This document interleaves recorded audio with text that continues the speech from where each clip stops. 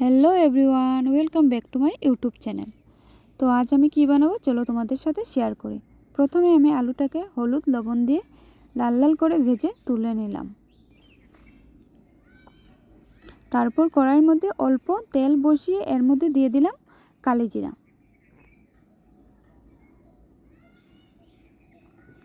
তারপর এর মধ্যে দিয়ে দিলাম কুচি করা পেঁয়াজ।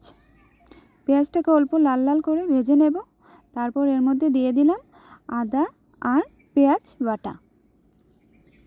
এগুলোকে একসঙ্গে ভালো করে মিশিয়ে নিলাম।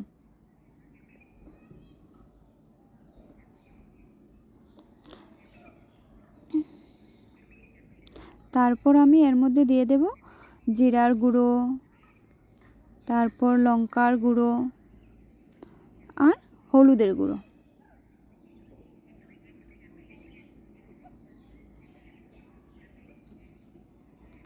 এইগুলোকে অল্প জল দিয়ে একসাথে মিশিয়ে নেব।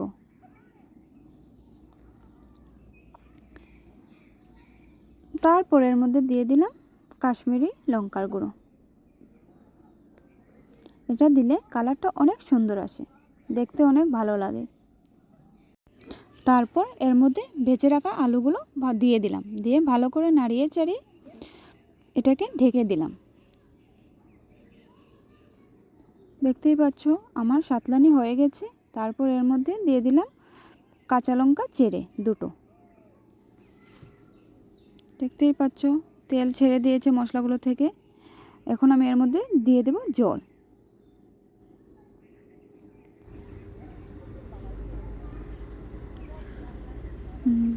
ঝোল আমার ফুটে গেছে। এখন আমি এর মধ্যে দিয়ে দেব মাছ। এক এক করে মাছ দিয়ে দিলাম। আমার ভয়েস দিতে অনেক প্রবলেম হয়, তাও দিলাম, অনেক ধৈর্য নিয়ে দিয়েছি। যদি কোনো কিছু ভুল হয়ে থাকে তাহলে তো জানোই আমি প্রথম এই ভয়েস দিচ্ছি, ভুল হলে মাফ করে দিও।